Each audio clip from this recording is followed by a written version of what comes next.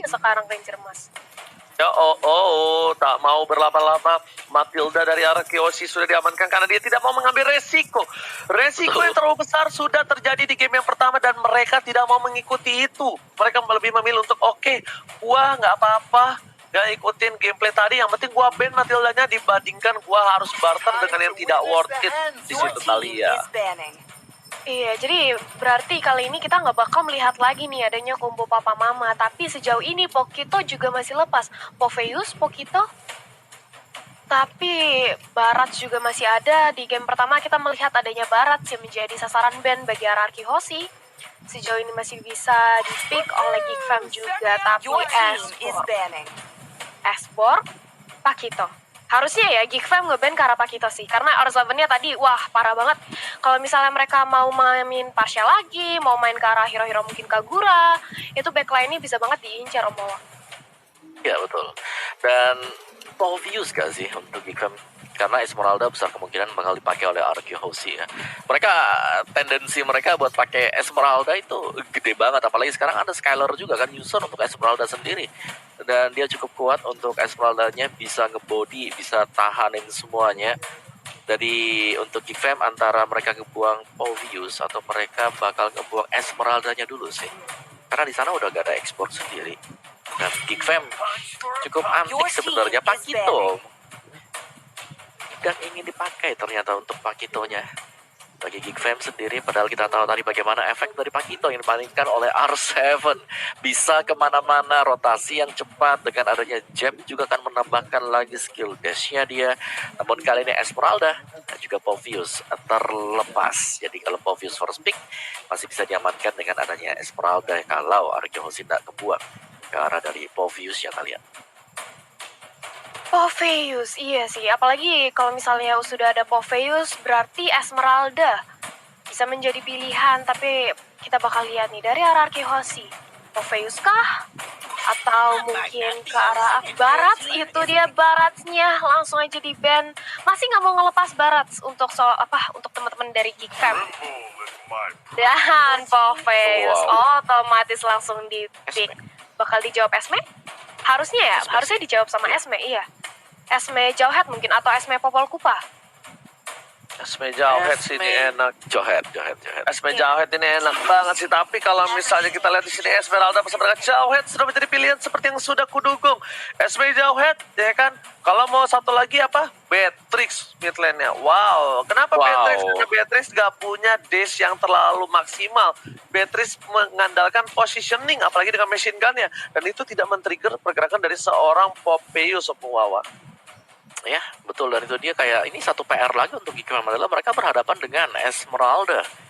Sebagaimana kita tahu Esmeralda di sini adalah salah satu counter ya untuk Popheus sendiri. Semakin banyak shieldnya, otomatis Esmeralda juga akan jauh lebih senang. Tapi dari Geek Fam, ya mereka udah melihat dengan ada Jauhead juga, ini harus berhati-hati. Junglernya bisa saja terancam dengan kemunculan Finn sewaktu-waktu yang mengagetkan untuk bisa mengejek, karena Finn dengan Jauhead itu adalah pemain yang sangat agresif. Dia suka untuk menyeberang untuk di menit-menit yang awal, dan ternyata belum mengambil jungler sama sekali. Kagura dan juga Tamos. Ini Beatrix bisa jadi sih Ranger Mas. Ya, makanya aku bilang Beatrix ini sangatlah possible banget, apalagi dengan adanya Tamus. Cuma Beatrix ini untungnya player dari Kyoshi itu play ya kan. Mereka, kita udah tahu lah positioning yang bagus. Karena melihat Kagura sebenarnya yang menjadi benar-benar adalah sebuah masalah. Dimana Beatrix ini bakal bisa di-burst dan langsung hilang begitu saja Talia. Setuju sih, Beatrix dia enak banget. Dan itu dia, ternyata Pasha duluan yang diamankan. Berarti akankah mungkin di fase ban yang kedua sekarang Beatrix bakal di-ban nih oleh RRQ Hoshi? Karena kalau misalnya Beatrix dibuka, ini juga bisa untuk diamankan oleh Geek Fam dan bakal nge-burst banget di arah early-nya ke arah Jauhead. Yang pasti Jauhead kan kita tahu dia bakal invade dan bakal di-deny. Tapi Rafaela di-ban oleh RRQ Hoshi. Kenapa Mawa? Ya, Rafaela berarti nggak ingin ada satu buah strategi tempel yang biasanya dilakukan bersama dengan Hans, seperti combo-combo klasik yang kemungkinan besar terjadi juga ya. Bruno, Rafaela, terus Granger, Rafaela itu bisa saja dimainkan oleh Hans sendiri. Dan dengan dibuangnya oleh Rafaela di sini, gue masih melihat satu potensi lagi sebenarnya. Masih ada Alice yang bisa di-ban oleh Arkehosi. Atau kalau Arkehosi ingin mendapatkan untuk Alice-nya, mereka bisa banning ke arah dari hero-hero yang bisa melakukan split push kali ini. Jadi masih ada juga split push-nya Sun. Wow, sebentar. Nge-banning semua healer. Apakah Angela bakal coba dipakai oleh Arkehosi sekarang, Ranger Mas? Ini masalahnya tahu gak Pengawa? Dia tuh Rafaela di ban sama Estes itu untuk mengamankan Geek Fam untuk bermain seorang Nathan. Oke, Nathannya gue lepas. Tapi lu gak ada yang bisa nge-cover Nathan lo. Jadi concernnya ke arah situ. Gue tabrak gaming dan Nathan lo bakal tumbang untuk kali ini. Jadi dia mengatasi dari seorang Rafaela dan juga Estes. Kenapa Angela tidak di-ban? Karena Angela bakal menimbulkan absorb damage. Absorb damage ini yang bakal dihisap oleh seorang Esmeralda nantinya ketika Geek Fam tetap memaksakan untuk bermain dengan Nathan dan juga healer Roamnya, Opung Wawa. Oke, dan tanpa Hayabusa juga ya, satu hero yang punya potensi untuk melakukan split push di-ban oleh Geek Fam. Hero-hero dari Albert 4 sudah tidak terlihat kali ini. Bakal pakai siapakah nantinya? Masih ada Granger untuk Albert. Iren Moya SS dan last ataupun 2 pick terakhir untuk Geek Fam. Sekarang jungler 1 dan roamernya 1. Pilihan yang bakal berat banget karena ini harus bisa menjauhkan ya untuk Johet yang bermain agresif di early. Popol Kupa apakah bisa menjawab Johet? Tadi kamu main Nathan, kan bukan nih Nathan nih. Kita lihat apakah bahaya nggak sih? Makanya dia masih mau berani main Nathan nggak? Oh, mereka lebih bermain ke Bruno Tigreal. Oke, kali ini Bruno Tigreal dan tentunya tidak ada meta tempel.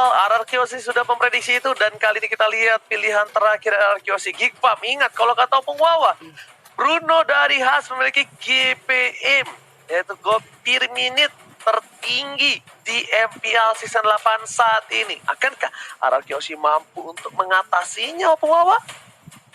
Iya, let's see ya. Karena kemarin kalau kita lihat Hansnya itu dia punya positioning yang bagus banget di belakang. Dia ngelepasin Wave of the World-nya dengan sangat tepat sekali dan juga dia tidak terkontrol sebenarnya untuk di early phase-nya. Nah, sekarang ini akan bergantung kepada gangguan yang bisa diberikan oleh Finn. Yes. Jadi kalau Finn-nya dengan Johet yang masuk bisa melempar target yang pas, itu bakal sangat mengganggu sekali untuk si Hansnya mendapatkan gold yang lebih banyak. Nanti Glue last pick bagi Arkehosi. Oke, tapi aku agak salah fokus sama Pak Ape yang gaul banget ya, pakai topi kebalik. Ini baru definisi CEO gaul. Semoga CEO nanti tim yang akan bertahan di MPL semuanya bisa menemani ya, karena bakal bisa kita sapa Opung Wawa dan juga Thalia ya. Dan tentunya untuk dari para pemain tim Geek Fam, mereka sudah memiliki traffic yang cukup luar biasa bagus. Cuma agak sedikit unik dengan adanya Glue kali ini. Thalia, apakah Thalia masih memilih terhadap Arkehosi dari segi draftnya? Kalau melihat dari draft ini bisa 50-50 sih. Karena menurut aku Geek dengan adanya Bruno masih bisa untuk memenangkan game kedua. Tapi Arkehosi juga sangat kuat dengan adanya Granger dan juga Esme. Ranger Mas. Alright, kalau gitu kita langsung menuju aja ke Land of Dawn untuk melihat fakta yang akan terbukti. Dan tentunya fakta nomor 1 yaitu mencenangkan. Seperti kalau kata berita-berita kan kayak begitu. Oke, silakan Thalia.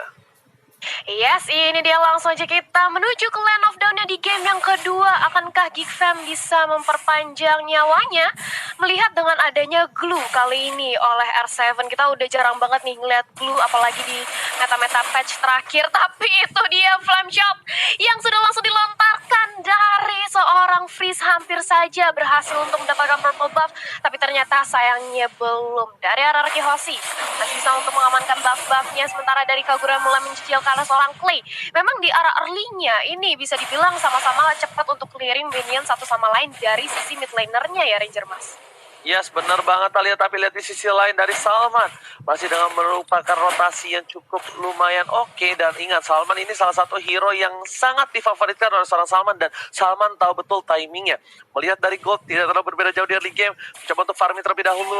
Level 3 dan Albert sama-sama level 3. Salman di depan sana, informasi telah diberikan oleh seorang VYN. Harusnya bakal coba dilempar begitu saja. Flicker telah digunakan, coba dipasangkan. Sekarang saya bertahan, bahkan dan Sonata. Harta tata dan Sonata mengambil nyawa dari seorang Salman kali ini. King Salman sudah ditumbangkan di arah tengah Talia. Sudah ditumbangkan di arah tengah, First Blood akhirnya masih bisa untuk dikantongi oleh RRQ Hoshi seperti di game yang pertama. Dan akankah kali ini Geek Fam bisa menahan gempuran dari RRQ Hoshi? Karena kalau early gamenya lagi-lagi Geek Fam di pressure, ini bakal susah banget bagi mereka. Apalagi dengan adanya Hans. Hans butuh banget farmingan, dia butuh banget satu item seenggaknya yang bisa melelehkan hero-hero sustain yang dimiliki oleh RRQ Hoshi. Beralih ke arah bottom lane, Adam dan juga Hans selalu mendorong aja dari segi wave minionnya. Akankah Gold Shield-nya mencoba untuk diamankan sedikit demi sedikit? Tapi sudah ada Skylar bersama dengan adanya VYN yang langsung mencoba untuk melakukan zoning balik ke arah Adam dan Hans. Cicil satu sama lain, tapi lihat dari Vin-nya udah mulai taunting di menit-menit awal Angel Mas. Oke, tapi kali ini lihat Clay hampir saja mencalon satu buah Gold Buff Junior dan gak berhasil. Hans damage-nya masih terlalu besar. Meanwhile, dari top lane sana, Glue dari seorang R7 kali ini benar-benar mengganggu pergerakan dari seorang Dylan. Dan bahkan dari tim RRQ Hoshi mereka mengungguli segi gold dan tidak terlalu jauh. Walaupun berbeda 1000, tapi di menit yang kedua ini agak lumayan oke. Dan tempo permainan dari kedua belah pihak memilih ke arah pasif terlebih dahulu. Dari RRQ Hoshi yang tadi berhasil mendapatkan kemenangan di game pertama, mereka nggak mau memaksakan karena mereka tidak mau game ini bakal dibalikan keadaannya. Ejector, Asabov Force, dan bahkan Frieza dengan santai dan aman tidak langsung terburu-buru mengeluarkan flee-nya. Dia tenang banget dan pengen untuk ngegocek pergerakan dari seorang VYN Talia. Dan bergerak kali ini dari RRQ Hoshi, rotasi ke arah bottom lane 4 orang. Adamnya benar-benar diincar banget, di ejector bahkan masukin lagi ke arah turretnya dan berhasil untuk didapatkan satu buah poin pick off. Tidak ada minion yang mendukung di arah bottom lane, tapi dari sekarang Skylar sudah mulai melakukan cutting minion sementara mencoba untuk di mirroring aja dari Geek Fam di sisi top lane, tapi masih terlalu sustain dari R7 dan juga masih ada wave minion, jadi masih bisa ditahan.